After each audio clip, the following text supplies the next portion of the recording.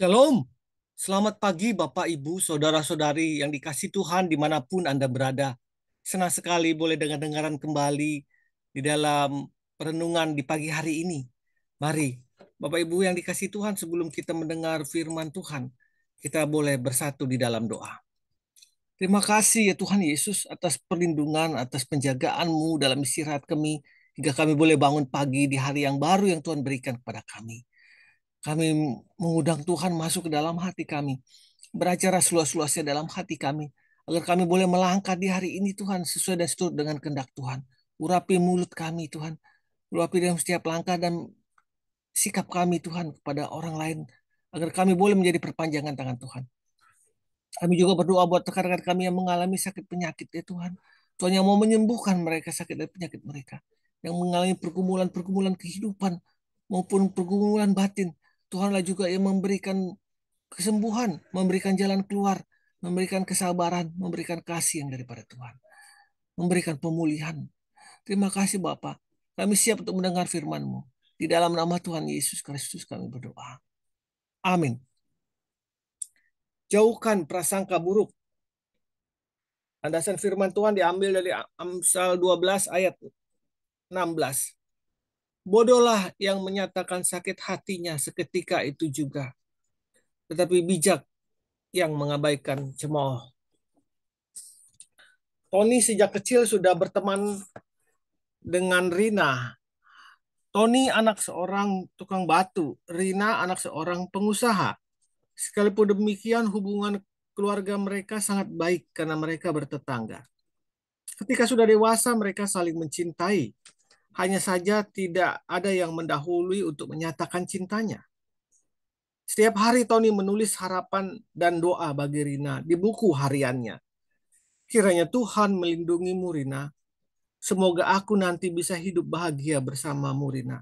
Demikian antara lain bunyi tulisannya di renungan harian, di tulisan buku hariannya.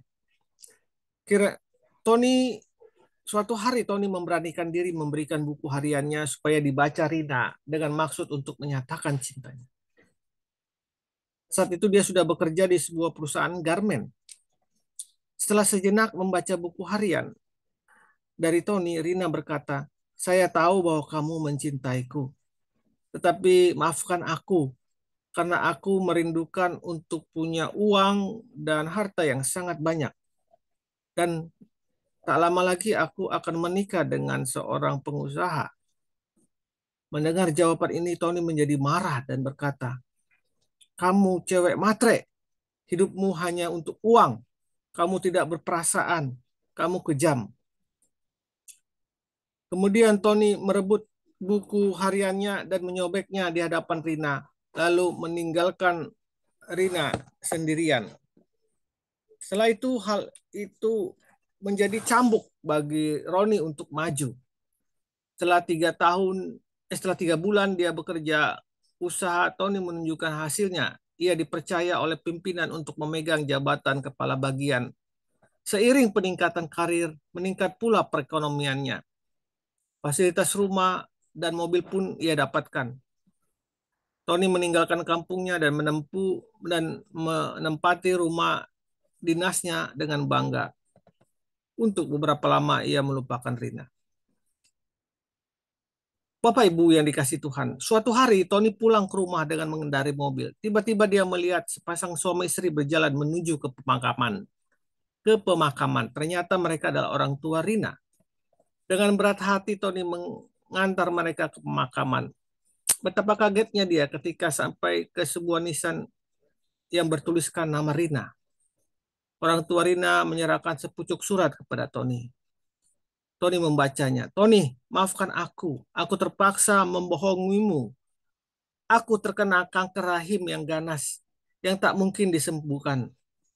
Aku tak mungkin mengatakan hal ini saat itu, karena jikalau itu aku lakukan, aku akan membuatmu putus asa, yang akan membawa hidupmu pada kehancuran. Aku tahu tabiatmu, karena itu aku lakukan ini. Aku mencintaimu." Dari Rina.